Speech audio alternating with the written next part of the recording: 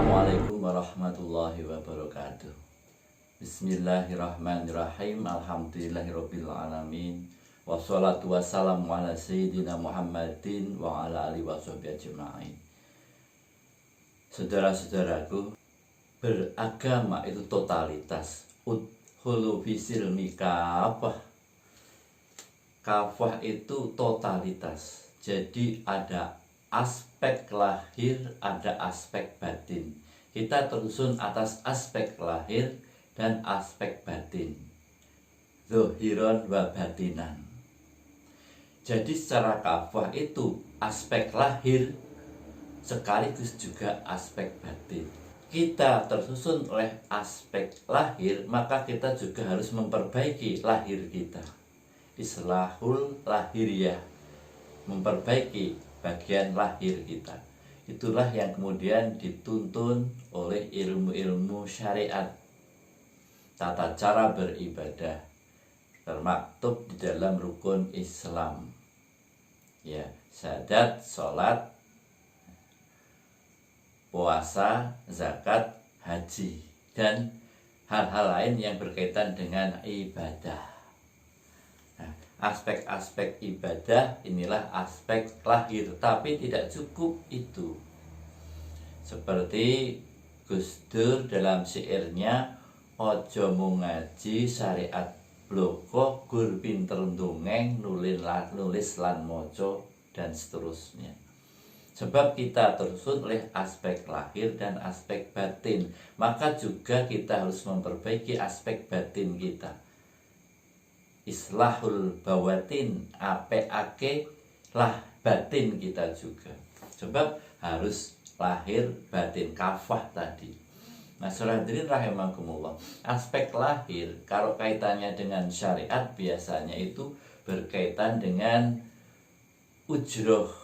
Ujroh itu upah. Ya, kita beribadah supaya mendapatkan upah. Apa kaitannya itu juga dengan ganjaran, thawab atau pahala, kemudian mendapatkan surga, lepas dari siksa neraka. Itulah aspek-aspek yang terdapat di dalam syariat. Ya, memang masih seperti berdagang ya. Kita berikhtiar, beramal, kemudian kita mendapatkan upahnya. Ya, seperti itu terlebih dahulu tidak apa-apa, tapi ternyata tidak cukup seperti itu. Sebab kita juga tersusun oleh aspek batiniah juga. Di dalam batin, aspek batin di situ akan dikontrol, akan dipimpin oleh al-qalbu. Al-qalbu, qalbun, hati. Ya. Hati ini akan memimpin aspek batiniah itu. Aspek lahiriah tentu nanti akan muncul sebagai akhlak, mempunyai akhlak yang baik. Contoh aspek batiniah adalah adab, toto kromo. Itu adab itu ternyata tingkatannya lebih tinggi dibanding akhlak. Karena akhlak yang baik muncul karena adab yang baik. Nah, aspek batin ini juga harus ditata. Kalau tidak, nanti akan terjadi kekacauan di dalam batin. Sebagai contoh, misalnya aspek batin ini di sana ada ruh, ya, ada nafsu, ada al-fikr atau pikiran, ada akal. Ya. Di sana juga ada sir, yang jamaknya saroir, rahasia-rahasia ilahi. Juga aspek-aspek yang lembut sekali, bahkan yang lebih lembut lagi yang ada di hati. Ini kalau sampai terjadi kekacauan, terjadi tarik-menarik, terjadi tumpang tindih atau ruwet antara nafsu misalnya dengan akal, ya, dengan aspek-aspek yang lainnya yang ada di dalam batin kita. Karena masuk berbagai macam nafsu amarah, nafsu ingin hubud dunia, ya, ingin memiliki dunia, cinta pada dunia, ya, hasad, dengki, iri, dan lain-lain, termasuk yang bahaya juga sombong atau takabur. Ini di dalam hati ini bergumul, saling tarik menarik, maka di situ nanti akan stres, jadinya stres, muncul sebagai stres. Sebab apa? Hati, al-qalbu, itu tidak bisa lagi memimpin hal-hal yang bersifat batiniah itu. Ya, padahal di situ ada ar-ruh. Kalau jasad ini mati karena nyawa lepas dari tubuh, ibarat tubuh itu bisa hidup karena ada nyawa, maka di dalam aspek batinnya hati kita bisa hidup karena di situ ada ruh. Yang ruh itulah nanti yang akan berjalan menuju ke tahap berikutnya setelah terjadinya kematian, yaitu kehidupan yang sebenarnya. Masyaallah hadirin rahimakumullah. Sehingga untuk menata hati, ya, memikirkan aspek batin, ya, itu juga perlu. Yang sering kemudian ada ilmu yang namanya syariat, ada juga yang hakikat melalui suatu jalan yang namanya thariqah. Ya, masyaallah hadirin rahimakumullah. Jadi sebagai contoh misalnya di dalam kita melakukan ibadah sholat, maka jangan sampai kita itu mengaku sholat itu sholat kita. Sholat itu karena kita bisa sholat, karena kita punya ilmunya sholat, karena aku, sholatku. Itu jangan sampai. Sebab apa?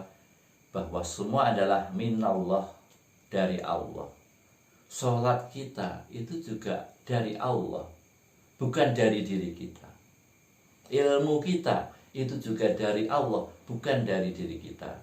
Kalau sudah begitu, maka akan hilang juga sombong, hilang. Karena apa? Karena merasakan bahwa kita beribadah, kita bisa sholat, bisa sedekah, baik dengan orang tua, dengan masyarakat, itu minallah, dari Allah. Kita tidak punya kemampuan apa-apa. Dan apa tujuan kita? Tujuan kita ilallah. Sholat kita itu minallah, dari Allah, sehingga tidak bisa kita banggakan, kita sombongkan, apalagi sampai takjub dengan amal ibadah kita dan merasa amal ibadah itu yang membawa kita ke surga. Bukan itu, tapi sebetulnya adalah rahmatir Rabbi, rahmat Allah yang bisa menuntut kita ke sana. Ya, seperti ibadah apa itu hanya sebab saja, yang sebab itu juga yang memberikan Allah, yang kita juga akan menuju ke Allah. Minallah ilallah, ma'allah, bersama Allah. Ya. Fillah, di dalam lingkup kerja Allah, di dalam lingkup apa-apa yang dikehendaki oleh Allah, sehingga apa? Kita bisa lillah, bisa ikhlas karena Allah, bukan karena yang lain-lainnya. Sebab tingkatan yang lebih tinggi, kita beribadah bukan karena surga, bukan karena takut neraka, bukan karena ingin mendapat pahala. Sebab ini masih tataran syariat. Tetapi kita juga harus betul-betul ikhlas. Karena apa? Karena kita memang makhluk. Kita seorang hamba yang sudah selayaknya kita itu menyembah Sang Pencipta tanpa ada apa-apanya. Dan tingkatan ini juga perlu kita menuju ke sana supaya apa? Supaya kita ikhlas, tidak terbelenggu oleh hal-hal yang selain Dia, tidak terbelenggu oleh hal-hal yang selain Allah. Bahkan ada lagu itu yang menyentuh hati saya. Jika surga dan neraka itu tidak ada, apakah kita masih menyembah Allah? Dalam sekali maknanya, bahwa kita memang harus lillah, harus karena Allah, bukan karena harta, bukan karena kedudukan, bukan karena dunia, ya, bukan karena makhluk, tetapi semua adalah lillah, karena Allah. Itulah penghambaan yang sejati. Bukan karena kita mencintai Allah, kemudian Allah mencintai kita, tetapi Allah mencintai kita sehingga kita bisa mencintai Allah. Allah mencintai kita sehingga kita diberi nikmat iman, diberi nikmat Islam, dan diberi amal soleh yang kita bisa menuju ke arah beliau, keridhaan beliau, karena juga atas pemberian beliau, pemberian Allah.